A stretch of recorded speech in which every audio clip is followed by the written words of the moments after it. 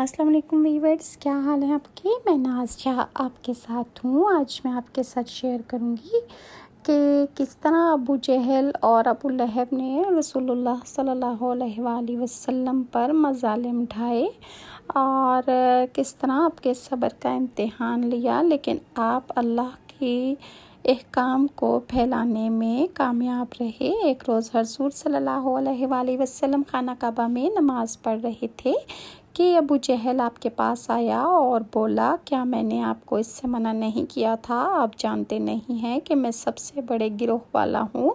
اسی پر سورہ علق کی آیت نمبر 17 اور 18 نازل ہوئیں، جن کا ترجمہ ہے، سو یہ اپنے گروہ کے لوگوں کو بلا لے، اگر اس نے ایسا کیا تو ہم بھی دوزخ کے پیادوں کو بلا لیں گے۔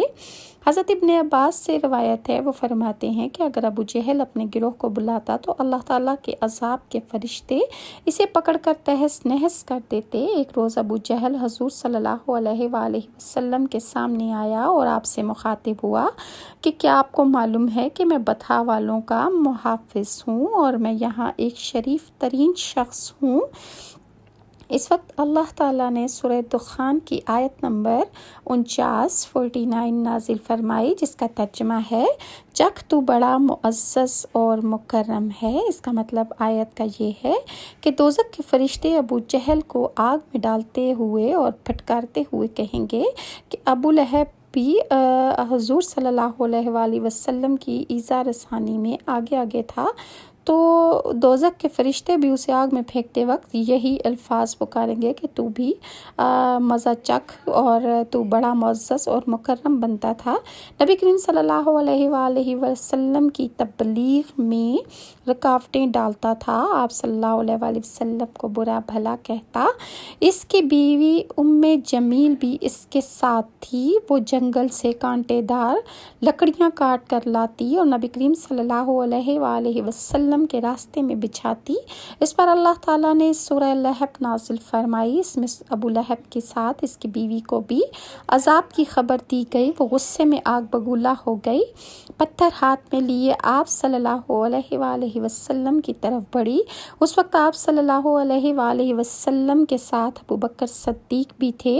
انہوں نے ابو لہب کی بیوی کو آتے دیکھا تو فرمایا کہ اللہ کے رسول، یہ عورت بہت زبان دراز ہے، اگر آپ یہاں ٹھہرے تو اس کی بد زبانی سے آپ کو ضرور تکلیف پہنچے گی۔ ان کی بات سن کر نبی کریم صلی اللہ علیہ وآلہ وسلم نے فرمایا، ابو بکر فکر نہ کرو، وہ مجھے دیکھ ہی نہیں سکے گی۔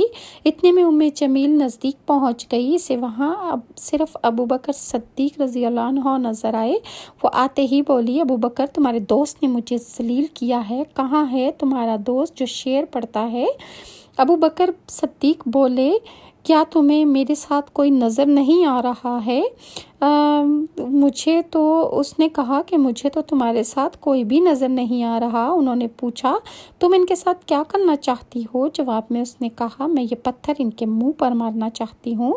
اس نے میری شان میں نازیبا شعر پڑھے ہیں۔ وہ سورہ لہب کی آیات کو شعر سمجھ رہی تھی۔ اس پر انہوں نے کہا، نہیں، اللہ کی قسم، وہ شاعر نہیں ہیں، وہ تو شعر کہنا جانتے ہی نہیں ہیں، نہ انہوں نے تمہیں ذلیل کیا ہے۔ یہ سن کر وہ واپس لوٹ گئی۔ بعد میں ابو بکر صدیق نے آپ صلی اللہ علیہ وآلہ وسلم سے پوچھا کہ اے اللہ کے رسول، وہ آپ کو کیوں نہ دیکھ سکی؟ آپ صلی اللہ علیہ وآلہ وسلم نے ارشاد فرمایا، ایک فرشتے نے مجھے اپنے پروں میں چھپا لیا تھا۔ ایک روایت کے مطابق آپ نے یہ جواب ارشاد فرمایا کہ میرے اور اس کے درمیان ایک آڑ اللہ تعالیٰ نے پیدا کر دی تھی۔ ابو لہب کے ایک بیٹے کا نام عتبہ تھا اور دوسرے کا نام عتیبہ تھا۔ وہ دونوں اعلان نبوت سے پہلے رسول اللہ صلی اللہ علیہ وآلہ وسلم کی دونوں بیٹیوں حضرت رقیہ اور حضرت ام کلثوم رضی اللہ عنہ کے نکاح میں تھے۔ ابو لہب کے ان دونوں بیٹوں سے ان کے نکاح کر دیے گئے تھے۔ یہ صرف نکاح ہی ہوا تھا، ابھی رخصتیاں نہیں ہوئی تھیں دونوں کی۔ اسلام کا آغاز ہوا اور سورہ لہب نازل ہوئی تو ابو لہب نے غصے میں آ کر اپنے بیٹوں سے کہا کہ اگر تم محمد کی بیٹیوں کو طلاق نہیں دو گے تو میں ساری عمر تمہارا چہرہ نہیں دیکھوں گا۔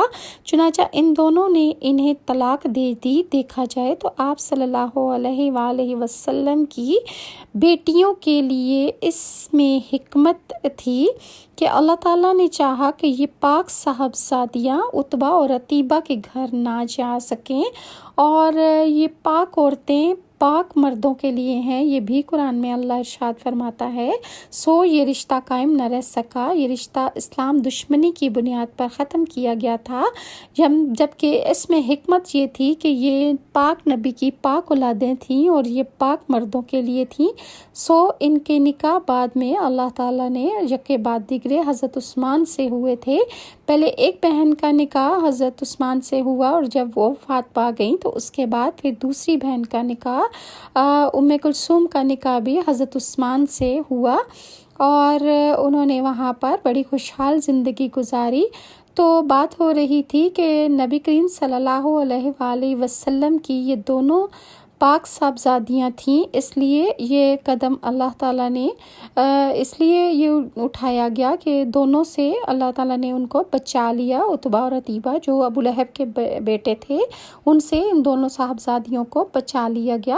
اس موقع پر عتیبہ نے نبی کریم صلی اللہ علیہ وآلہ وسلم کی خدمت میں حاضر ہو کر بہت نازیبا کلمات کہے۔ آپ کی شان میں اس نے بہت زیادہ گستاخی کی، بہت بے ادبی کی، اور آپ صلی اللہ علیہ وآلہ وسلم چونکہ صاحبزادیوں کے وجہ سے پہلے ہی بہت زیادہ غمگین تھے، تو آپ نے اس کو کیا جواب دیا انشاءاللہ میں آپ کے ساتھ نیکسٹ ویڈیو میں شیئر کروں گی، اور پھر عتیبہ کا کیا حال ہوا، کیسے اس کی دردناک موت ہوئی، انشاءاللہ میں آپ کے ساتھ نیکسٹ ویڈیو میں شیئر کروں گی کہ کس طرح اس کو شیر کھا گیا۔